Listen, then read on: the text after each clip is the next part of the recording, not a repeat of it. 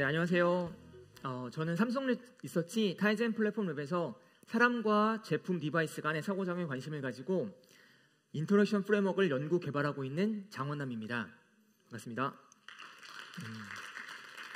그리고 오늘 저와 함께 타이젠 8.0 뉴 피처에 대해 소개해 주실 분은 바로 저의 옆 MD랩에서 함께 근무하고 있는 남궁은님입니다. 이 시간에는 타이젠 플랫폼 8.0의 새로운 기능들 중 몇 가지 흥미로운 주제들에 대해 이야기해 보려고 하는데요. 그럼 각 주제에 대해 같이 한번 살펴보실까요? 발표의 내용은 다음과 같습니다.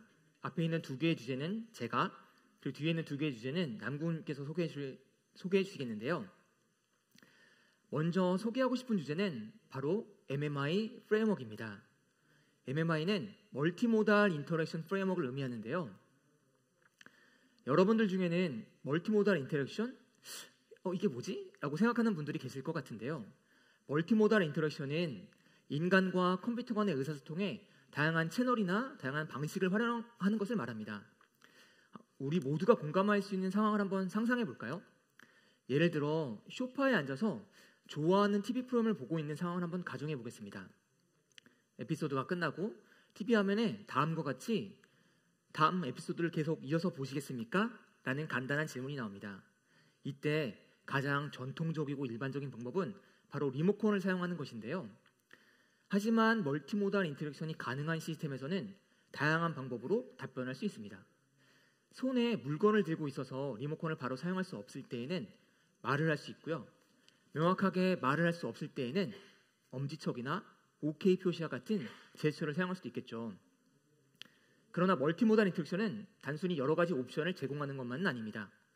여러 방식을 결합해서 사용자의 의도를 더욱 명확히 전달하는 것이기도 한데요. 예를 들어 네라고 말하면서 엄지척을 하는 것만으로 TV가 여러분의 의도를 보다 명확히 이해하는 것을 도울 수 있습니다. 이번에는 멀티모달 인터랙션의 주요 장점을 한번 살펴보려고 하는데요. 첫 번째로 이것은 매우 자연스러운 방식을 제공할 수 있습니다. 이렇게 자연스럽기 때문에 또 매우 직관적이기도 한데요. 직관적이기 때문에 사용자들, 특히 노인이나 어린이들이 뭔가 새로운 것을 배울 때 드는 시간과 노력을 절약할 수 있습니다. 마지막으로 매우 유연합니다. 그렇기 때문에 사용자의 선호나 다양한 사용자의 요구, 그리고 여러 상황에 쉽게 대응할 수 있습니다. 이러한 장점들에도 불구하고 멀티모달 인터랙션을 실제로 구현하는 것은 매우 쉽지가 않는데요. 앞서 이야기했던 TV 상황을 구현해보는 예제를 한번 생각해 보시죠. 조금 더 구체적으로 이야기해보면 잘못된 인식을 최소화하기 위해 사용자가 네라는 음성 명령과 함께 엄지척 또는 OK 제스처를 취한 경우에만 제한을 수락하는 예제인데요. 이때 개발자들이 마주한 어려움 중 하나는 마이크와 카메라, 그리고 자동 음성 인식, 제스처 인식과 같은 다양한 API를 익혀야만 하고 또 다양한 데이터 타입과 형식, 그리고 효율적인 처리도 이해해야만 한다는 것입니다. 여러 소스로부터 데이터를 동기화하는 것도 신경 써야 하는 중요한 부분 중에 하나인데요. 중요한 것은 이 예시는 멀티모달 인터랙션의 아주 간단한 예제라는 겁니다. 여기에 추가적인 입력 장치나 다양한 인식 솔루션을 더하고자 하면은 구현 복잡도는 매우 높아질 수 있습니다. 이번에는 MMI 프레임워크가 이전에 이야기한 도전 과제를 어떻게 해결할 수 있는지 한번 살펴보겠습니다. 애플리케이션 개발자가 세부적인 기술들을 하나하나 따로 구현할 필요가 없도록 오디오 녹음, 자동 음성 인식, 비디오 캡처, 제스처 인식과 같은 핵심 기능을 노드로 캡슐화했습니다. 이러한 노드를 워크플로우라고 하는 캔버스에 배치할 수가 있고요. 이 노드와 노드 사이를 데이터 흐름을 나타내는 링크로 연결함으로써 멀티모달 시나리오를 자유롭게 구성할 수 있습니다.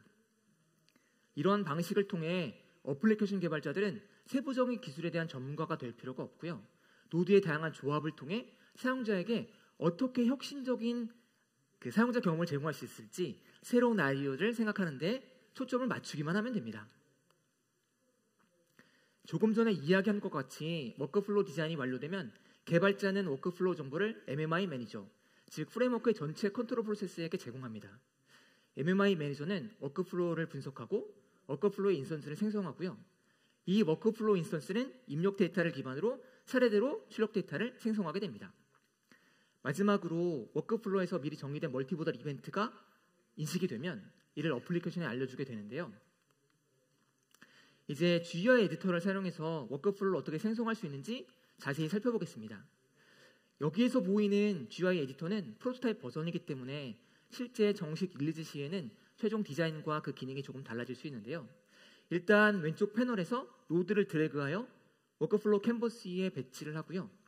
그리고 이들을 링크로 연결할 수가 있습니다. 여기서 논리 노드를 추가하여 노드 출력과 특정 값을 비교할 수도 있는데요. 이렇게 워크플로우를 디자인한 후에는 prompt.mws라는 스크립트 파일로 내보낼 수가 있고 이 스크립트 파일은 이후에 어플리케이션에서 로드하여 사용할 수 있습니다. 조금 전에 내보낸 워크플로우 스크립트를 이용해 멀티모달 인터랙션을 사용하는 예제 코드인데요. 이러한 방식으로 스크립트 파일을 로드하여 사용하면 멀티모달 인터랙션 개발 과정을 크게 간소화할 수 있습니다. 이제 MMI 프레임워크에서 제공하는 유용한 기능 몇 가지를 한번 살펴보겠습니다. 첫 번째로 미리 만들어진 프리빌트 워크플로우를 제공합니다. 이것은 여러분이 워크플로우를 처음부터 만드는 데 드는 시간과 노력을 절약할 수 있게 해주고요. 두 번째로 개발자는 MMI API를 사용하여 커스텀 노드를 생성할 수 있습니다. 이것을 통해 기존 노드와 프레임워크를 최대한 활용하면서 보다 어플리케이션에 특화된 워크플로우를 설계할 수가 있고요. 마지막으로 MMI 프레임워크는 효율적인 리소스를 관리합니다. 여러 앱이 동영상 캡처라든지 제스처 인식과 같은 동일한 리소스를 요청하는 경우에는 이를 감지하고 효율적으로 공유해 주는데요. 이 방법은 시스템 오버헤드를 최소화하고 성능을 최적화할 수 있습니다. 지금까지 MMI 프레임워크가 복잡한 멀티모달 인터랙션 개발을 어떻게 간소화하고 시간과 노력을 절약하는지를 보았습니다. 이러한 이점은 새로운 디바이스나 새로운 기술을 통합할 때 더욱 중요하게 작용되는데요. 디바이스 제조업체는 MMI 프레임워크를 활용하여 시장에서 차별화된 멀티모달 경험을 제공할 수 있을 뿐만 아니라 풍부한 멀티모달 상호작용을 지원하면서 더 적은 리소스를 사용하는 기기를 제작할 수 있습니다. 이러한 이점들은 개발자와 제조업체 모두에게 멀티모달 관련된 사용자 경험을 크게 개선하는 데 도움을 줄 수 있습니다. 네, 이제는 두 번째 주제에 대해 한번 이야기해 볼 시간입니다. 몇 가지 질문과 함께 시작해 보려고 하는데요. 여러분은 하루에 얼마나 자주 또 얼마나 사진을 촬영하고 계신가요? 혹은 다른 사람들이 찍은 사진이나 영상을 얼마나 많이 또 얼마나 자주 보고 계신가요? 현대사회에서 사진이나 동영상을 찍어서 소셜미디어에 공유하는 것은 이제 일상의 일부가 되었는데요. 이러한 활동은 개인적인 일상을 공유하기 위한 목적은 물론 다른 사람들에게 어떤 작업 방법을 알려주거나 새로운 지식을 전달하는 목적으로도 많이 활용되고 있습니다. 이러한 컨텐츠의 생성이 더욱 활성화되면서 관련 기술들 역시 급속도로 발전하고 있는데요. 이 중에서도 저희가 주목한 것은 바로 에디팅 툴의 발전입니다. 우리는 다양한 에디팅 툴을 사용해 본 적이 있고 그것들이 제공하는 기능에 매우 놀랄 때도 많이 있는데요.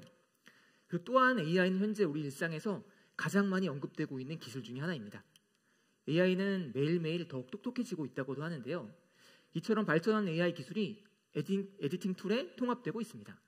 얼굴을 인식하고 물체를 찾고 그 물체를 트래킹하는 등 다양한 기능을 수행하고 심지어는 이미지와 비디오까지 자동으로 생성해주고 있습니다. 그러나 이러한 기술이 발전했음에도 불구하고 우리는 여전히 간단한 비디오를 편집하는 데에도 많은 어려움을 겪고 있는데요. 우리는 보통 가족이나 친구들과 여행을 다녀와서 빠르게 영상을 편집해서 공유하고 싶어 하는데요. 예를 들어 놀이동산에 다녀와서 아이가 놀이기구 타고 있는 영상을 촬영했습니다. 두 번째 컷에서는 다른 아이도 함께 찍혔는데요. 이 아이의 프라이버시를 위해서 얼굴을 가리는 처리가 필요합니다. 다음 컷에서는 중간에 아이의 얼굴이 보이지 않는 부분이 있는데요. 이 부분은 제거하는 게 좋겠죠. 그리고 마지막으로 놀이동산의 소음 때문에 아이의 목소리가 잘 들리지 않습니다. 여기에는 노이즈 서프레션을 적용해야 합니다. 자, 그러면 이제 한번 편집을 시작해 볼까요? 어떻게 해야 될까요? 네, 맞습니다. 하나하나 수작업으로 처리해야 됩니다. 그런데 편집해야 될 영상이 이것 하나가 아니라면 어떻게 할까요? 이런 작업이 매일, 매주 반복된다면 어떻게 해야 될까요? 자, 이제 본격적으로 핵심 주제인 오픈 비디오 인텔리전스, 약자로 OVI에 대해 이야기해 보겠습니다. OVI는 바로 제가 이전에 이야기했던 복잡한 편집 작업을 쉽고 빠르게 도와주는 도구입니다. 간단히 말해서 OVI는 플러그인 기반의 비디오 분석과 처리 모듈을 하나로 묶어 다양한 비디오 편집 기능을 제공하는 오픈소스 비디오 에디팅 프레임워크입니다. OVI의 아키텍처를 살펴보면 어플리케이션은 인터페이스 API를 사용하여 비디오 분석 및 처리 요청을 하게 됩니다. 이 요청은 OVI의 핵심 부분인 OVI 코어로 전달되게 되고요. 이곳에서 비디오 분석과 편집 작업이 일어나게 됩니다. 그리고 최종 결과가 사용자에게 전달되는데요. 여기서 플러그인 기반의 다양한 기능 모듈이 활용되는 걸 볼 수 있습니다. 아웃풋 형태로는 현재 3가지 포맷을 지원하고 있는데요. 최종적으로 편집된 비디오 파일, 다른 에디터에서 추가적으로 편집할 수 있는 OTIO, 그리고 Gstreamer에서 사용할 수 있는 XGES 파일 타입을 지원하고 있습니다. 이와 같이 OVI는 어플리케이션 개발자들에게 영상 분석 결과를 제공하여 다양한 앱 개발을 할 수 있도록 도와주고 있습니다. 그럼 OVI는 단순히 앱 개발을 쉽고 편하게만 해주는 것인가? 이렇게 물을 수도 있는데요. 그렇지는 않습니다. OVI는 각 기능들이 플러그인 베이스로 동작하기 때문에 원하는 플러그인을 개발해서 프레임워크에 적용시킬 수가 있습니다. 이러한 플러그인들이 원활하게 동작할 수 있도록 환경을 제공하는 것, 그것이 바로 OVI의 중요한 역할 중에 하나입니다. 그럼 놀이동산 비디오 문제를 OVI를 통해 어떻게 해결하는지 한번 살펴볼까요? 첫 번째로 얼굴 인식 플러그인을 통해서 아이 얼굴을 식별하고 얼굴이 나타나는 부분과 나타나지 않는 부분에 대한 정보를 수집합니다. 그리고 또한 아이를 제외한 다른 사람의 얼굴도 탐지하고 이 분석 결과 역시 수집 저장되는데요. 이후에 분석 작업이 다 끝나면 OVI 렌더러는 분석 정보와 사용자 설정을 기반으로 스티커를 붙이거나 노이즈를 제거합니다. 마지막 단계에서는 OVI 렌더러가 아이의 얼굴이 나오지 않는 부분을 잘라내고 필요한 부분을 붙여 최종 비디오 파일을 완성합니다. 아이의 얼굴을 탐지해서 노란 박스를 그리고 아이가 나오지 않는 부분을 잘라내는 것은 보시는 코드와 같이 간단히 작성할 수 있습니다. 또한 아랫부분과 같이 커맨드 라인 툴을 이용해서 동일한 작업을 굉장히 쉽게 할 수도 있습니다. 자세한 API와 예제는 공개된 GitHub에서 확인할 수 있는데요. 이제 OVI의 주요 특징들에 대해 한번 살펴보겠습니다. 어플리케이션 개발자는 여러 플러그인의 조합을 통해 다양한 편집 기능을 갖춘 앱을 만들 수가 있고 다양한 포맷의 결과물도 활용할 수 있습니다. 플러그인 개발자들에게는 자신들이 개발한 플러그인이 OVI 프레임워크를 통해 다양한 제품이나 다양한 앱에서 직접 사용할 수 있게 해주어 플러그인 개발에 대한 동기부여를 제공할 수 있습니다. 그리고 비디오 인코딩이나 디코딩과 같은 까다로운 작업을 피하고 플러그인 코어 모듈 개발에 보다 집중할 수 있도록 도와줍니다. 마지막으로 OVI는 다양한 OS와 프로그램 언어를 지원하는데요. 더불어 빠른 동작 확인을 위한 커맨드 라인 툴도 제공하고 있습니다. 이제 앞으로의 계획에 대해 간략히 소개해드리겠습니다. 첫 번째로 다양한 OS 지원인데요. 보시는 바와 같이 현재는 리눅스와 타이젠을 그리고 앞으로는 안드로이드와 iOS, 윈도우즈 등도 지원할 계획입니다. 다음은 프로그래밍 언어 지원입니다. 현재는 C, C++, 파이썬을 지원하고 있고 앞으로는 C#, 러스트, 코틀린 등과 같은 개발자들이 선호하는 언어들에 대해서도 지원할 예정입니다. 세 번째로 라이브 스트림 지원 계획입니다. 지금은 로컬 파일 입력만 가능하지만 IP 카메라나 감시 카메라 등을 활용한 라이브 스트림도 지원할 예정이고요. 마지막으로 이 프로젝트는 오픈소스 프로젝트입니다. 초기 단계이긴 하지만 화면의 URL에서 코드를 확인하실 수가 있고요. 많은 분들의 관심과 참여를 기대하고 있습니다. 이렇게 OVI에 대한 소개를 마치도록 하려고 하는데요. 자, 이제 저에게도 무척이나 흥미로운 주제인데요. 멀티 디바이스 익스퍼런스 세계를 안내해 주실 남궁우님께 마이크를 넘기도록 하겠습니다. 감사합니다.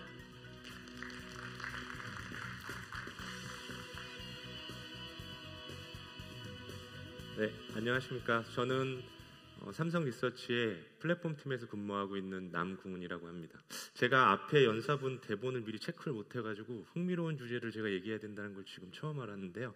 어쨌든 여기 계신 몇몇 분에게라도 흥미로운 주제가 되길 바라면서 나머지 세션을 진행하겠습니다. 저는 오늘 타이젠 플랫폼을 중심으로 해서 멀티 디바이스 경험을 제공하는 서비스 플랫폼 기술하고 크로스 플랫폼 개발 환경 지원을 위한 프레임워크 기술에 대해서 간단하게 소개해드리겠습니다. 먼저 소개시켜드릴 내용은 삼성의 다양한 단말들을 연계해서 사용자에게 새로운 공유 경험을 제공할 수 있는 쉐어링 익스피리언스 플랫폼입니다. 이하 간단하게 좀 이름이 길어서 SEP라고 명명하겠습니다. 우선 SEP는 다양한 단말에서 실시간 영상통화, 메시징 서비스 인프라, 그리고 어카운트 서비스를 연계한 사용자의 컨택 관리, 그리고 사용자 간 그룹을 생성하고 그 그룹의 히스토리들을 관리할 수 있는 기능들을 지원해서 서비스 제공자들이 저희 SEP에서 제공하는 기능들을 활용해서 각 기기에서 쉽게 원격 케어 서비스 또는 실시간 콘텐츠 공유 서비스 그리고 또는 강화된 몰입형 서비스 등 다양한 서비스들을 제공할 수 있도록 하고 있습니다. 그럼 앞서 대략적으로 소개해드린 SEP의 플랫폼 구성에 대해서 한번 알아보겠습니다. 다자간 영상통화 또는 다양한 공유 서비스 제공을 위해서 앞에 보시는 화면의 블록도와 같이 사용자 프로파일 관리 및 컨택 관리를 위한 컴포넌트 또는 기기 간 연결을 지원하기 위해서 시그널링 서비스를 제공하는 컴포넌트 그리고 사용자 영상과 음성, 컨텐츠 공유를 위해서 기기 간 오디오 또는 비디오 또는 데이터를 실시간으로 전송할 때 전송 중계 서비스 기능들을 포함하는 센트럴 플랫폼이 필요합니다. SEP는 이런 기능들을 이와 같은 공유 서비스의 필수적인 기능들을 제공하기 위해서 클라우드 기반의 서비스 플랫폼을 운영하고 있습니다. 그리고 클라우드를 통해 지원되는 모든 기능들은 배포되는 SEP SDK를 통해서 쉽게 디바이스로 적용이 가능합니다. SEP SDK는 영상 및 음성의 실시간 공유를 위해서 대부분의 스마트 단말이 지원하는 웹 RTC라는 표준 기술을 이용하고 있고요. 크로스 플랫폼 지원이 가능하도록 웹 표준 기술인 자바스크립트 언어로 구현된 API를 제공합니다. 따라서 대상 단말에서 SEP SDK를 이용해서 어플리케이션을 개발하는 경우에는 별도의 단말에 플러그인을 설치하거나 또는 다른 별도의 작업들이 필요하지 않고 타이젠, 안드로이드, iOS 아니면 일반 사용자 PC 환경 등 대부분의 단말 플랫폼에서 호환성을 확보할 수 있도록 되어 있습니다. 다음으로 각 피처별로 SEP에 적용된 특징적인 기술적인 요소들에 대해서 소개를 드리겠습니다. 먼저 영상, 음성 정보의 실시간 공유를 위해서 기기 간 연결 채널을 구성하는 방법입니다. 기기 간 실시간 오디오, 비디오 스트리밍을 위해서 레이턴시나 코스트를 고려했을 때 이런 측면에서 가장 효율적인 방법은 대상 기기 간에 직접 피어투피어 연결을 수립해서 전송하도록 하는 것입니다. 하지만 우리가 로컬 에어리어 네트워크가 아닌 원격지와의 연결을 고려하는 경우에 NAT 특성 등에 따라서 P2P 연결이 어려운 상황들이 발생합니다. 일반적으로 홈투홈 연결 환경에서 통계적으로 보면 한 약 30% 이내의 확률로 P2P 연결이 불가능한 경우들이 발생합니다. 이런 이유로 많은 영상통화를 지원하는 외부의 서비스들은 디폴트로 실시간 영상, 음성 정보를 전송하는데 서버를 통해 중계되도록 하고 있습니다. 하지만 말씀드린 대로 레이턴시를 최소화하고 중계 서버로 인한 운영 비용을 최소화하기 위해서 서버 중계가 최소화되도록 하는 것이 필요한데요. SEP에서는 플랫폼에서 기기별 네트워크 연결 구성 정보를 미리 수집하고 최대한 P2P 연결이 가능한 조합을 고려하여 기기 간 연결 채널을 생성합니다. 특히 두 기기 간에 P2P 연결이 불가능한 경우라도 맨 왼쪽에 보시는 그림처럼 다른 직접 연결이 가능한 디바이스를 경유해서 목적지의 스트림으로 전송하도록 P2P로 전송하도록 하는 디바이스 릴레이 기법 같은 것들을 활용해서 서버를 경유하지 않는 기기 간 데이터 전송을 극대화합니다. 이와 같은 일련의 과정은 어플리케이션에서 연결이 어떻게 수립되는지를 확인하거나 그를 위해서 부가적인 노력을 할 필요가 없고요. 전체적으로 플랫폼 내부에서 실행이 되기 때문에 어플리케이션에서 별도의 작업이 필요하지 않습니다. 다음으로 사용자 프라이버시 강화를 위해서 SEP에서 지원하는 E2E 기능에 대해서 소개를 드리려고 합니다. 사용자의 카메라 영상 및 음성 정보가 다른 기기로 공유되는 경우에는 프라이버시에 대한 보호를 고려해야 됩니다. 일반적으로 피어투피어 연결이 된 경우에는 IP 통신 레이어 상에서 DTLS라는 보안 기법이 적용이 이미 되어 있어서 영상과 음성이 외부에 노출되지 않고 종단 단말에서만 확인할 수 있게 안전하게 보호될 수 있습니다. 하지만 서버 중계가 발생할 경우에는 서버 내부에서 DTLS 암호화가 해제되는 구간이 존재하고 서버상에서 사용자의 영상과 음성이 노출될 수 있는 위험이 존재할 수 있습니다. 이런 위협을 방지하기 위해서 플랫폼에서는 미디어 스트림 자체에 별도의 암호화를 적용하는 엔드-투-엔드 인크립션 기능을 지원하고 있습니다. 이를 위해 플랫폼은 보안키 관리 서버를 구축해서 인증된 사용자들 간의 크립토그래픽 키를 안전하게 공유할 수 있는 방법들의 일련의 보안 시스템을 제공하고 있습니다. 하지만 이런 추가적인 보안 시스템을 적용하면 다자간 영상통화 같은 것들을 고려했을 때는 단말에서 복수의 스트림에 대한 복호화 연산을 동작시켜야 돼서 이로 인한 추가적인 레이턴시 증가가 발생할 수 있습니다. 이런 문제를 고려해서 SEP SDK에서는 스레드풀에 기반한 병렬 복호화 프로세싱 동작 환경을 지원하고 있습니다. 이를 통해 E2E에 따른 지연이 최소화될 수 있도록 플랫폼이 처리해서 최적화를 해주고 있습니다. 다음은 SEP에서 지원하는 멀티 디바이스 연계 서비스 기능 지원에 대해서 소개해드리겠습니다. 저희는 SEP SDK를 통해 주변의 기기를 쉽게 검색하고 검색된 기기에 심리스하게 현재 세션을 캐스팅할 수 있는 인터페이스를 제공하고 있습니다. 이런 인터페이스를 이용하여 어플리케이션에서는 다음과 같은 시나리오들을 구성할 수 있는데요. 먼저 왼쪽에 보시는 것처럼 사용자가 스마트폰을 가지고 외부의 다른 상대방이랑 영상 통화를 하고 있는 경우에 같은 서비스 아이디로 로그인된 주변의 TV를 검색해서 TV 쪽으로 현재 연결된 영상 통화의 세션을 캐스팅해서 좀 더 큰 화면의 TV에서 영상 통화를 끊김없이 계속 진행할 수 있는 캐스팅 기능을 사용자에게 제공할 수 있습니다. 또 오른쪽에 있는 그림처럼 카메라가 연결되어 있지 않은 TV에서 영상 통화 서비스를 실행하는 경우에는 주변에 카메라가 있는 모바일 디바이스를 검색하고 모바일 디바이스에 있는 카메라를 TV의 기기인 것처럼 오프로딩해서 모바일 카메라를 이용해서 TV가 영상 통화를 실행할 수 있도록 하는 기능들도 지원할 수 있습니다.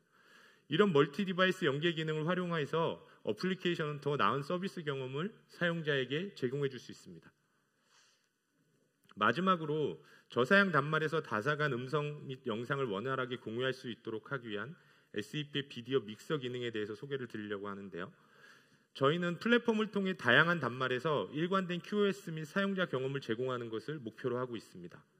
여러 종류의 단말이 호스트에서 생성된 그룹에 참여해서 영상통화 서비스를 제공받는 경우에 일부 저사양 기기에서는 하드웨어적인 제약 사항 등으로 인해서 여러 개의 실시간 영상을 동시에 디코딩해서 끊김없이 재생하는 데 어려움이 있을 수 있습니다. SEP 플랫폼에서는 이런 저사양 기기에서도 원활한 서비스를 지원하기 위해서 가용한 스마트폰 등의 고사양 단말이 세션 내나 주변에 존재하는 경우에 이를 통해 복수의 참여자들의 영상을 수신해서 믹싱해서 단일 스트림으로 저사양 단말에 전달하도록 하는 엣지 MCU라는 기능을 지원하고 있습니다. 엣지 MCU 기능이 활성화되면 플랫폼은 연결 수립 과정에서 세션에 참여한 각 기기들의 하드웨어 구성 정보를 미리 수집하고 MCU 기능을 제공할 단말과 합성된 영상을 전송받을 저사양 단말을 동적으로 선정하게 되어 있습니다. 또한 엣지 MCU의 서비스의 프로바이더와 컨슈머로 선정된 단말의 정보를 고려해서 그룹에 참여한 전체 단말 간의 미디어 스트림 전송 경로를 구성합니다. 예를 들어서 화면에 보시는 것처럼 A, B, C, D, M이라는 5개의 단말이 그룹 통화 세션에 참여해서 서로 영상 통화를 하고 있는 경우에 슈퍼바이저 서버라는 서버가 미리 수집된 단말의 정보를 이용해서 디바이스 M과 디바이스 D를 각각 엣지 MCU 프로바이더와 엣지 MCU 컨슈머로 지정을 하게 됩니다. 그리고 디바이스 D에 각 디바이스로부터의 영상 수신 경로를 디바이스 M으로부터 받도록 연결 채널을 정보를 설정해서 디바이스 D에게 전달합니다. 그리고 디바이스 M은 디바이스 A, B, C로부터 수신받은 영상과 자기의 영상을 합성해서 하나의 싱글 스트림으로 만들어서 디바이스 D에 전달하게 됩니다. 이렇게 함으로써 저사양 디바이스인 디바이스 D에서도 단일 싱글 스트림을 전달받아서 디코딩하는 것만으로도 마치 4개의 영상을 다 디코딩하는 것과 같이 원활하게 영상통화 서비스를 지원할 수 있게 됩니다. 이 슬라이드의 내용은 이 샘플 코드인데요. 어플리케이션에서 영상통화 기능을 구현하기 위해서 SEP API를 사용하는 예시입니다. 기기 간 연결 수립 및 AV 전송을 위해서 필요한 입력 기기를 오픈하고 컨스트레인트를 설정하고 오퍼나 앤서 같은 프로토콜을 이용해서 네고시에이션하는 것 같은 복잡한 시퀀스들은 저희가 SDK 내에 추상화를 시켜서 API로 제공하고 있고요. 어플리케이션은 이 샘플에서 보시는 것처럼 SDK의 클라이언트를 생성하고 SEP 클라우드에 접속한 다음에 미팅을 생성하고 조인하고 그 다음에 AV 전송을 시작하는 간단한 API를 호출하는 요 샘플 코드 같은 것만 가지고도 영상 통화가 단말에서 시작되도록 할 수 있습니다. 두 번째 샘플은 앞에서 설명드린 것 같은 캐스팅 기능을 지원하기 위한 SCP API의 사용 예입니다. 참여 중인 영상 통화 세션을 캐스팅하기 위해서 근접한 단말을 서치하고 선택한 단말에 현재 참여 중인 세션의 정보를 전달해서 새로운 단말에서 기존 세션에 조인하도록 하는 기능을 위와 같은 절차에 따라서 API를 호출하는 것만으로써 간단하게 구현할 수 있습니다. 이상 제가 SCP 플랫폼의 기능 및 구성에 대해서 대략적인 서비스 소개와 SDK를 이용하여 서비스 개발하는 방법을 소개해드렸습니다. 소개해드린 SCP 기능은 올해 초에 1.0 개발이 완료되어서 릴리즈를 했고요. 5월에 이를 기반으로 삼성에서 TV 및 스마트폰에 자체 영상통화 서비스를 제공하는 커넥트 타임이라는 서비스를 런치를 했습니다. 커넥트 타임 서비스가 스마트폰을 위한 커넥트 타임 서비스는 플레이스토어에 등록되어서 다운로드를 통해서 설치할 수도 있게 되어 있습니다. 향후 저희는 이 커넥트 타임 서비스를 TV, 스마트폰 외에도 패밀리 허브 등의 여러 단말에 확산하는 계획을 가지고 있고요. 그리고 단순 영상통화가 아니더라도 피트니스나 와치 투게더 같은 다양한 공유를 기반으로 한 서비스를 SDK에서 지원할 수 있도록 지속적으로 확장해 나갈 예정입니다. 다음은 크로스 플랫폼 어플리케이션 개발 환경을 위한 타이젠 OS상에서 플러터 지원의 현황에 대해서 소개를 드리려고 합니다. 멀티 디바이스형 서비스 개발을 용이하게 하기 위해서 저희는 단일 프로그래밍 언어와 단일 코드 베이스를 이용해서 삼성의 모든 단말에 적용 가능한 개발 환경을 제공하기 위한 노력을 계속 진행하고 있습니다. 이를 위해서 많은 개발자들에게 익숙한 플러터 프레임워크를 타이젠 OS에서 지원함으로써 어플리케이션 개발자들에게 크로스 플랫폼형 어플리케이션 개발 환경을 지원하고 있습니다. 저희는 지난 1년 동안 최신 엔진과 플러그인으로 플러터 타이젠을 유지하기 위해서 많은 노력을 기울여 왔습니다. 현재 릴리즈된 최신 플러터 엔진인 3.13 버전을 타이젠 OS에서 제공하고 있고요. 플러그인 또한 지속적으로 최신 버전으로 업데이트되고 있습니다. 그리고 플러터를 위한 새로운 기능들을 추가했습니다. 먼저 새로 업데이트되거나 추가된 기능들을 간단하게 소개드리겠습니다. 그리고 플러터 타이젠 SDK를 통해서 앱을 개발하고 있는 외부 업체의 서비스에 대해서도 간략하게 소개드리겠습니다. 먼저 타이젠에 올라간 플러터에서 웹뷰를 어떻게 지원하고 있는지를 소개드리겠습니다. 작년까지 플러터의 웹뷰는 라이트웨이트 웹엔진이라는 자체 저희가 개발한 제한된 기능을 지원하는 웹엔진 기반으로 인터페이스를 제공하였는데 올해부터는 현재 풀피처 웹엔진인 크롬을 기반으로 해서 기존 모바일 웹뷰와의 호환성을 높였습니다.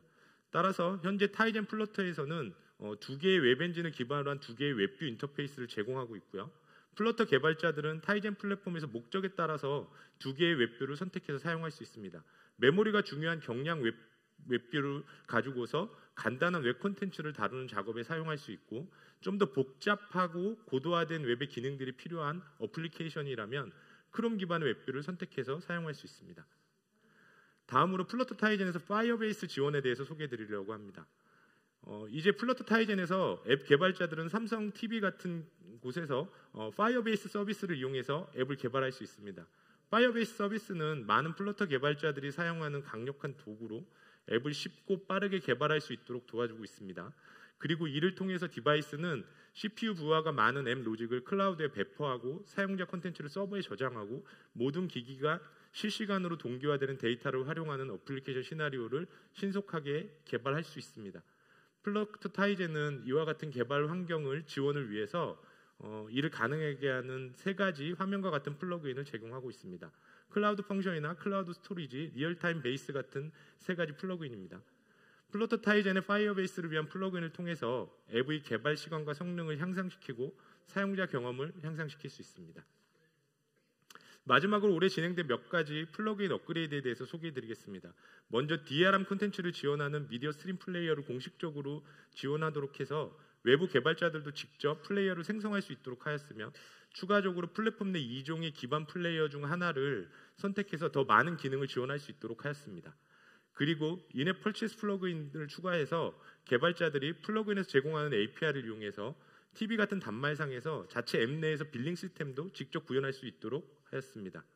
지금까지 올해 플러터 타이젠 관련한 주요 변경 사항과 업그레이드된 기능들에 대해서 소개해드렸습니다. 마지막으로 보시는 화면은 오실리콘이라는 독일의 인터랙티브 IPTV 전문 기술 보유 회사가 개발 중인 서비스의 키 스크린 스냅샷입니다. 오실리콘은 지금까지 소개해드린 플러터 타이젠을 사용해서 실제 삼성 TV에서 구동할 수 있는 스트리밍 서비스를 제공하는 어플리케이션을 개발하고 있습니다. 타이젠에서는 앞으로도 최신 플러터 엔진을 지속적으로 지원하고 개발자들에게 필요한 요구 기능들을 지속적으로 반영해서 이와 같은 플러터 앱 에코가 활성화될 수 있도록 적극적으로 지원할 계획입니다.